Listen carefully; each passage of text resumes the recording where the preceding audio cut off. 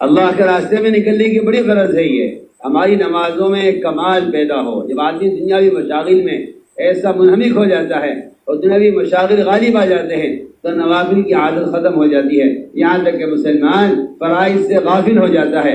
اللہ کے راستے میں نکلنے کی بڑی غرض یہ ہے کہ ہماری نمازوں میں ایک کمال پیدا ہو. عمر رضی اللہ تعالیٰ عنہ صحابہ کو جماعت دے کہہ کر نکالا کرتے تھے، تمہیں اس لیے نکال رہا ہوں تاکہ تمہاری نمازوں میں کمال پیدا ہو جائے.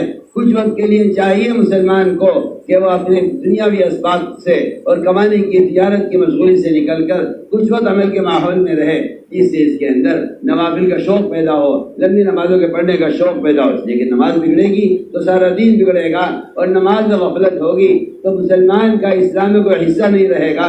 اپنے آپ کو عمل کا عادی بنانے کے لیے فرمایا کچھ وقت کے لیے چاہیے کہ آدمی سارے کام چھوڑ کر اللہ کے راستے میں نکلے، اس غرض سے کہ اس کی نمازوں میں کمال پیدا ہو جائے. حدیث میں آتا ہے کہ جو آدمی نماز کو بگاڑ لیتا ہے اس کی بگاڑ کا اثر پورے دین پر پڑتا ہے. ہماری بے دینی کا ایک بڑا سبب یہ بھی ہے کہ نمازوں میں کمال نہیں ہے. فرمایا من اقامها فقد اقام الدین، جس کی نماز کامل ہوگی اس کا دین کامل ہوگا. اس لیے فرمایا اپنی نمازوں میں کمال پیدا کرو. حدیث میں آتا ہے کہ جو آدمی رکوع سے اٹھنے کے بعد اپنی کمر کو سیدھا نہیں رکھتا، اللہ اس کی نماز کی طرف نظر اٹھا کر نہیں دیکھتے. دنیا کی مشغولی کی وجہ سے ایک آدمی نماز میں جلدی کرتا ہے اور نماز کو بگاڑ دیتا ہے. آتا ہے روایتوں میں کہ نمازی کے لیے بد دعا کرتی ہے اور نماز کے لیے اللہ اس کو تو برباد کر دے، اس طرح سے مجھے برباد کیا اسے بھی برباد کر دے. اس لیے فرمایا کہ اللہ کے راستے میں نکلنے کی بڑی غرض یہ ہے کہ ہماری نمازوں میں کمال پیدا ہو. اللہ کے راستے میں نکل کر لمبی لمبی نمازیں پڑھنے کا موقع ملے گا. نوافل کی کثرت سے فرائض کی تکمیل ہوتی ہے. نوافل کی کثرت سے بندہ اللہ کے اتنا قریب ہو جاتا ہے کہ اللہ تعالیٰ فرماتے ہیں میں خود اس کے اعضا بن جاتا ہوں. اس لیے ہمیں تہجد کا، اشراق کا، چاشت کا، اوابین کا، نوافل کا، تلاوت کا، ان سارے کاموں کی ہمیں عادت پڑے گی. اللہ کے راستے میں نکلنے والا اسپتال کے ماحول میں رہنے والی کی طرح ہے. جس اسپتال میں دوائیں وقت پر ملتی ہیں، غذا وقت پر ملتی ہے، ڈاکٹر وقت پر دیکھتے ہیں. اس طرح عمل کے ماحول میں رہنے سے ہماری جو دینی بیماریاں پیدا ہوئی ہیں اور جو منکرات کے اثرات جسم میں پیدا ہو گئے ہیں، عمل کے ماحول میں رہنے سے رفتہ رفتہ ان بیماریوں کا علاج ہو جائے گا. کہ اللہ کے راستے میں نکل کر ہمیں تسبیحات، تلاوت، ذکر، عبادت ساری چیزیں وقت پر ملیں گی. میں نے عرض کیا اللہ کے راستے میں نکلنے کی بڑی غرض یہ ہے کہ نمازوں میں کمال پیدا ہو جائے اور ہم نوافل کے عادی ہو جائیں. نمازیں سنبھال کر لمبی لمبی نمازیں پڑھنے کی عادت ڈالنے کے لیے ہمیں کچھ وقت کے لیے اپنے آپ کو اللہ کے راستے کچھ وقت کے لیے دنیا کے ماحول سے نکالنا ہوگا اور دنیا کے ماحول سے ہٹ کر عمل کے ماحول میں رہنا ہوگا، جس سے ہمیں عمل کی عادت ہو جائے. اس لیے اللہ کے راستے میں نکلنے کی ضرورت ہے تاکہ اعمال میں کمال پیدا ہو. اس طرح ہمیں اپنی نمازوں پر مشق کرنی ہے. نماز کے ظاہر کو درست کرو. دوسری مشق یہ ہے کہ نماز میں اللہ کے دھیان کی مشق کرو. اور تیسری مشق یہ ہے کہ نماز کے ذریعے اللہ سے مسائل کو حل کرواؤ. ہم اسباب ترک کرنے کو نہیں کہتے ہیں، ہم یہ کہتے ہیں اسباب کو مؤخر کرو، عمل کو مقدم کرو. اس لیے کہ اللہ تعالیٰ کی قدرت وعدوں کے ساتھ ہے، وعدے عملوں کے ساتھ ہے. اسباب کے ساتھ قدرت بھی نہیں ہے، وعدہ بھی نہیں ہے. ہم اسباب ترک کرنے کو نہیں کہتے، اسباب مؤخر کرنے کو کہتے ہیں. ایک صحابی زیارت کے لیے جا رہے تھے، پوچھا آپ صلی اللہ علیہ وسلم سے، اصل میں جا کے لیے بحرین جانا چاہتا ہوں تو میں پہلے 2 رکعت نماز پڑھ لو. آپ دیکھیں گے کہ قرآن میں اور احادیث میں نماز کو مقدم کرنے کا حکم ہے، اسباب کو ترک کرنے کا کہیں حکم نہیں ہے کہ اسباب کو ترک کر دیا جائے ہمیشہ کے لیے. اس کی کہیں اجازت نہیں ہے. توکل اسباب کو ترک کرنا نہیں ہے بلکہ توکل عمل کو مقدم کرنے کو توکل کہتے ہیں. آپ عمل کو مقدم کریں سبب پر، آپ نے اللہ پر توکل کیا ہے. اگر آپ اسباب کو مقدم کرتے ہیں عمل پر، عمل کو ضائع کرتے ہیں سبب کے لیے، تو آپ کا اللہ پر کوئی بھروسہ نہیں ہے.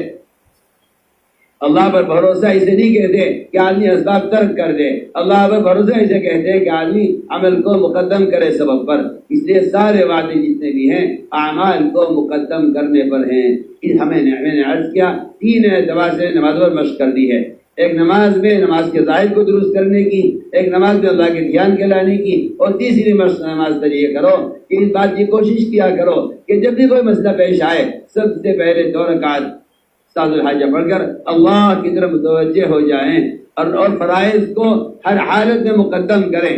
اس لیے کہ اللہ رب العزت عمل کا امتحان لینے کے لیے ضرورت کو اور عبادت کو ایک وقت پر جمع کر دیتے ہیں کہ بندہ عبادت کو مقدم کرتا ہے یا اپنی ضرورت کو مقدم کرتا ہے. اگر ضرورت کو مؤخر کر کے عبادت کو مقدم کرے تو اللہ تعالیٰ ایسے لوگوں کے کام اپنی قدرت سے آسان فرما دیتے ہیں. اور اللہ نے ان سے دنیا میں عزت کا اور برکت کا ان سے وعدہ کیا ہوا ہے. جو نماز ضائع کر دیتا ہے اس کا اسلام میں کوئی حصہ نہیں.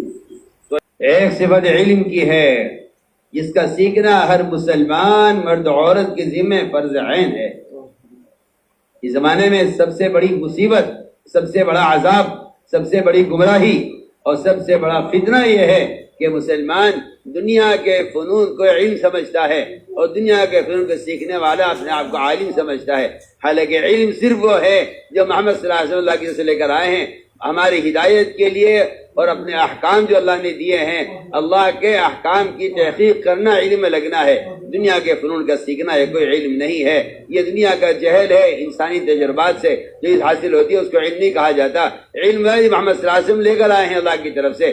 علم میں لگنا ہر مسلمان مرد عورت کے ذمہ فرض عین ہے. علم میں لگنا کیا ہے سنیے، مولانا فرماتے تھے علم میں لگنا یہ ہے اس بات کی تحقیق کرنا کہ اللہ مجھ سے کیا چاہتا ہے، اللہ مجھ سے کیا چاہتا ہے. میں نماز کیسے ادا کروں، زکوٰۃ کیسے ادا کروں، روزہ کیسے رکھوں، حج کیسے کروں، میں تجارت کیسے کروں، ملازمت کس طرح کی کروں، کون سی ملازمت حرام ہے، کون سی حلال ہے، کون سا مال حرام ہے، کون سا حلال ہے، کون سی تجارت حرام ہے، کون سی تجارت حلال ہے، وضو کا کیا طریقہ ہے. یہ سارے فرائض معلوم کرنا ہر مسلمان مرد عورت کے ذمہ فرض عین ہے. میں نے اس لیے عرض کیا تھا کہ نماز، ایمان اور علم یہ تین بنیادی فریضے ہیں جن کو پر امت کو جمع کرنے کے لیے گشت کیا جاتا ہے. میں پہلی بات دہرا رہا ہوں، میں دوبارہ عرض کرتا ہوں، گشت ان تین فرائض امت کو جمع کرنے کے لیے ہے. مسجد میں مسائل کے حلقے قائم کرنا ہر مسلمان کی ذمہ داری ہے، علماء کے ذمہ لازم ہے. میں کہہ رہا ہوں علماء کے ذمہ لازم ہے کہ وہ مسجدوں کو وقت دیں اور یہاں عوام سے اختلاط کریں اور عوام کو غسل کے فرائض، وضو کے طریقے، نماز کا طریقہ اور یہاں مسائل علماء عوام کو بتلائیں. علماء عوام کے ذمہ لازم ہے کہ وہ مسجد کو وقت دیں. عوام کے ذمہ لازم ہے، فرض ہے. میں کہہ رہا ہوں عوام کے ذمہ فرض ہے کہ وہ مسجد کو وقت دیں. مسجد کو وقت نہ دینا یہ ایک کافر کا مزاج ہے، اور مسجد کو آبادی کے لیے وقف حاجت کرنا یہ ایک مومن کا مزاج ہے. میں صاف طور پہ آپ سے اہم بات عرض کر رہا ہوں، کافر اور مومن کے درمیان، مشرک اور مومن کے درمیان قرآن نے جو فرق کیا ہے وہ فرق مسجد کو آباد کرنے کا فرق کیا ہے. میں بہت اہم بات کہہ رہا ہوں. لوگ سمجھے تبلیغی جماعت کا طریقہ ہے مسجد کو وقت دینا. اب قرآن میں اللہ نے دو آیتیں نازل کی ہیں، انما یعمر مساجد اللہ من آمن باللہ ما کان المشرکین یعمروا مساجد اللہ. یہ دو قرآن کی آیتیں بتا رہی ہیں مسلمان غیر مسلم کے درمیان جو فرق ہے وہ فرق یہ ہے کہ 100% مسلمان مسجد کو آباد کرنے والے ہوں گے اور کفار و مشرکین مسجد کو آباد کرنے والے نہیں ہیں.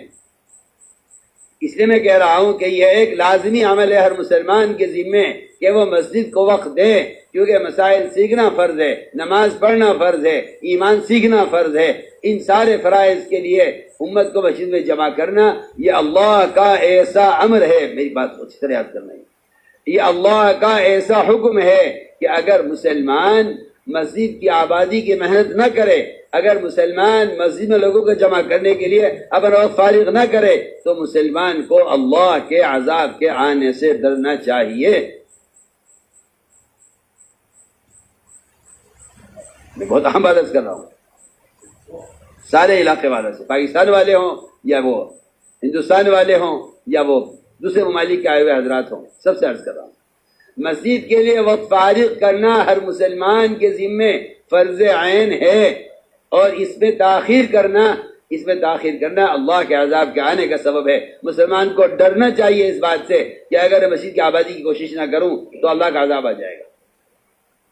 میں حدیث سناتا ہوں آپ کو، صحیح روایت ہے، ترمذی شریف کی روایت ہے. اللہ نے حکم دیا یحییٰ علیہ السلام کو مسجد کی آبادی کی جو محنت، جس بات کی طرف بار بار بنگلے والی مسجد نظام الدین سے متوجہ کیا جا رہا ہے سارے عالم کو مسجد کی آبادی کی طرف، وہ ایک ایسا بنیادی فریضہ ہے وہ ایک ایسا بنیادی فریضہ ہے جس میں تاخیر اللہ کے عذاب کو دعوت دینا ہے، جس میں دیر کرنا اللہ کے عذاب کو واجب کر دیتا ہے۔ میرا دل چاہتا ہے اس حدیث کو لوگ غور سے سنیں اور یاد رکھیں۔ اللہ نے حکم دیا یحییٰ علیہ السلام کو، حکم دیا یحییٰ علیہ السلام کو کہ یحییٰ بنی اسرائیل کو مسجد اقصی میں جمع کرو۔ یہ نہیں فرمایا کہ پمفلیٹس آپ کے تقسیم کرا دو اور موبائلوں میں اور کاغذوں میں اور کاپیوں میں اور اخباروں میں اور پمفلیٹ چپکا دو جگہ جگہ کہ نماز قائم کرو، زکوٰۃ ادا کرو اور رمضان کے روزے رکھو۔ فرمایا کہ 5 فرائض سکھلانے کے لیے بنی اسرائیل کو مسجد اقصی میں جمع کرو، یہ حکم دیا۔ اللہ کے ذکر کو شریک نہ کریں، ایمان سکھلانے کے لیے، نماز سکھلانے کے لیے، روزے کا طریقہ، روزہ کیسے رکھا جائے سکھلانے کے لیے، زکوٰۃ کیسے دی جائے سکھلانے کے لیے، اور اللہ کا ذکر کیسے کیا جائے، یہ 5 چیزیں سکھلانے کے لیے حکم دیا گیا بنی اسرائیل کو کے بارے میں علیہ السلام کو کہ آپ بنی اسرائیل کو مسجد میں جمع کر کے باتیں سمجھائیں۔ یہ نہیں فرمایا کہ آلات ذرائع ہیں، بات کسی کے ذریعے سے پہنچا دو لوگوں تک، نہیں، لوگوں تک بات کا پہنچانا تبلیغ نہیں ہے، لوگوں کو عمل کے ماحول میں جمع کرنا یہ اصل فریضہ ہے دعوت کا۔ یحییٰ علیہ السلام کسی کام میں مشغول تھے، ظاہر نبی ہیں، کوئی بیکار کام تو کر نہیں رہے ہوں گے، کسی نعوذ باللہ دنیا کے کام میں تو مشغول نہیں ہوں گے، یہ نعوذ باللہ کسی عبث اور بیکار کام میں مشغول نہیں ہوں گے۔ عیسیٰ علیہ السلام نے یاد دلائے یحییٰ، اللہ نے تمہیں حکم دیا تھا کہ بنی اسرائیل کو مسجد میں جمع کر کے انہیں 5 باتیں سکھلاؤ، اس کام میں کہیں دیر نہ ہو جائے، تاخیر نہ ہو جائے، اگر آپ اس وقت مشغول ہیں تو یہ کام میں کر دیتا ہوں۔ یہ عیسیٰ علیہ السلام کہہ رہے یحییٰ علیہ السلام سے۔ یحییٰ علیہ السلام نے فرمایا کہ عیسیٰ اگر یہ کام تم نے کر دیا، میں نے نہ کیا، تو اللہ مجھے زمین میں دھسا دیں گے اور اللہ مجھے عذاب دیں گے۔ سوچیے آپ، یہ بات کس پر ہو رہی ہے؟ لوگوں کو مسجد میں جمع کر کے بات سمجھانے میں اگر دیر ہو گئی، اس حدیث سے معلوم ہوتا ہے، اس حدیث سے معلوم ہے، لکھنے کی بات ہے، اس حدیث سے معلوم ہوتا ہے کہ اس عمل کو ٹال بھی نہیں سکتے، اس کو مخلوط بھی نہیں کر سکتے، اور اس کو دوسرے پر ڈال بھی نہیں سکتے، میں نہیں کرتا تو آپ کر لیجیے۔ صاحب یہ روایت بتا رہی ہے عیسیٰ، یا عیسیٰ یہ نہیں کہا عیسیٰ میں مشغول ہوں، آپ کر لو اس کام کو، آپ کر لو۔ آج تاجر کہتا ہے تبلیغ جماعت والے کرنے یہ کام، میں تو تاجر ہوں، مجھے تو فرصت نہیں ہے، میں تو ملازم ہوں، مجھے فرصت نہیں ہے، میں تو ایک کمپنی میں ملازم ہوں، مجھے وقت نہیں ملتا ہے۔ یحییٰ علیہ السلام نے یہ نہیں کہا عیسیٰ میں مشغول ہوں، یہ کام تم کر لو۔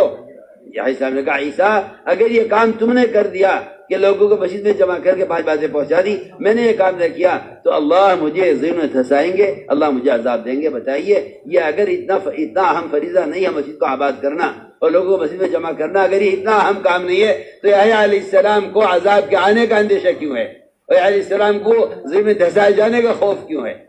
میں بہت اہم بات کہہ رہا ہوں، سب سے کہہ رہا ہوں۔ اس سے معلوم ہوتا ہے مسجد کی کو وقت دینا، مسجد کو آباد کرنا، اور یہاں علم اور ذکر کے حلقے قائم کرنا، اور یہاں مسائل اور فضائل کے حلقے قائم کرنا، اور لوگوں کو یہاں جمع کر کے بات سمجھانا۔ میں پہلی بات دہرا رہا ہوں، لوگوں کو مسجد میں جمع کر کے بات سمجھانا، یہ ایک اللہ کا ایسا حکم اور امر ہے کہ اس میں نبی کو عذاب کے آنے کا اندیشہ ہے اگر اس میں تاخیر ہو گئی۔ میں تو کوئی اپنی طرف سے خیالی بات نہیں کر رہا ہوں، میں تو آپ سے پوری حدیث عرض کر کے کہہ رہا ہوں۔ ہر مسلمان کے ذمہ لازم ہے کہ وہ مسجد کو وقت دے اور مسجد میں لوگوں کو جمع کر کے بات کرے، جو حدیث سے میں نے عرض کیا ہے۔